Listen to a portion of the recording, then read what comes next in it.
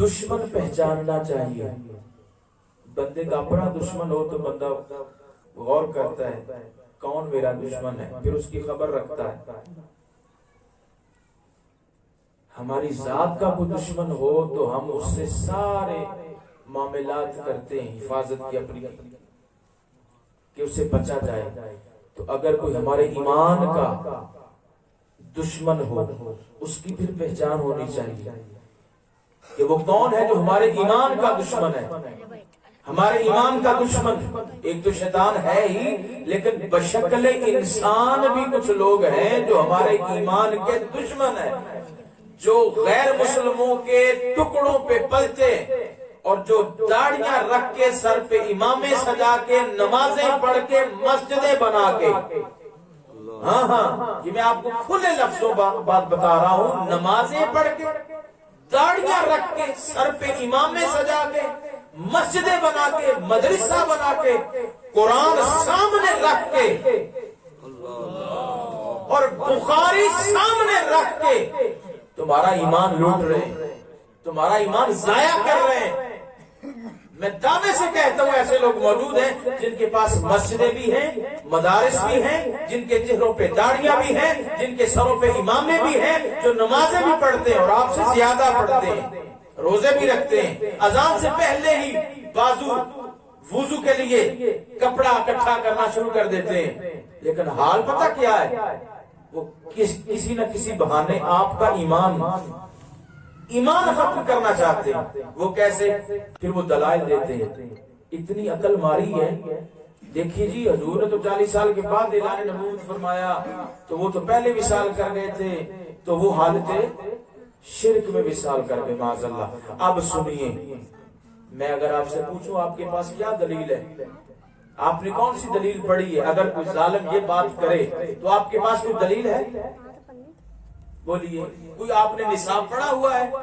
کچھ قرآن کی آیات یا احادیث آپ نے پڑھی ہوئی ہیں جس سے آپ جواب دے سکیں کہ ظالم اپنا منہ بند رکھ، میرے پاس دلائل ہے، میں آپ کو دلائل دیتا ہوں کہ حضور کے والدین مومن تھے.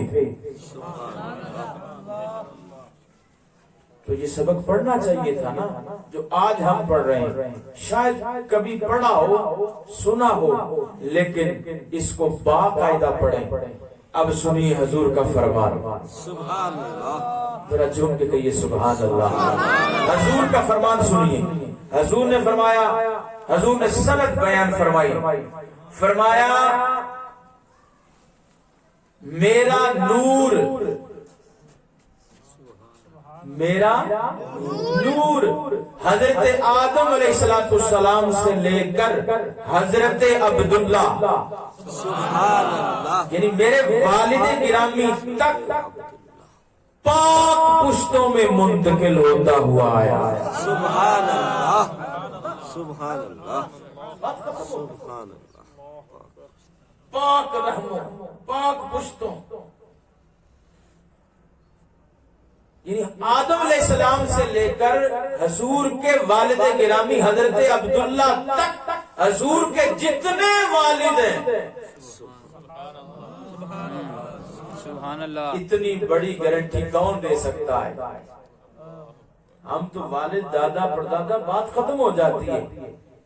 پتہ چلا امتی نبی جیسا نہیں ہوتا. نبی نبی ہے، امتی امتی ہے. یہ وہی ظالم ہے جو کہتے نبی بڑے بھائی ہم چھوٹے بھائی. معاذ اللہ، استغفر اللہ العظیم. حضور نے فرمایا میرے والد سے لے کر آدم علیہ السلام تک میرا نور پاک پشتوں میں منتقل ہوتا آیا. یعنی آدم علیہ السلام سے لے کر حضرت عبداللہ تک حضور کے سارے باپ بھی پاک، ساری مائیں بھی پاک. ذرا چھوٹ کے کہنا سبحان اللہ. اتنی بڑی سند میں نے حضور کا فرمان سنایا ہے، حضور کا نسب بیان کر رہا ہوں. حضور خود بیان کر رہے ہیں. حضرت حوا سے لے کر حضرت سیدہ آمینہ تک حضور کی ساری مائیں پاک. حضرت آدم علیہ السلام سے لے کر حضرت عبداللہ تک حضور کے سارے والد پاک. حضور کا نور جس زمانے میں بھی منتقل ہوا، جن کے پاس گیا وہ زمانے کے سب سے افضل لوگ تھے. سبحان اللہ.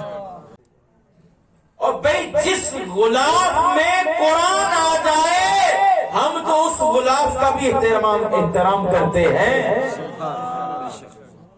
کہ یہ قرآن پہ چڑھ گیا ہے.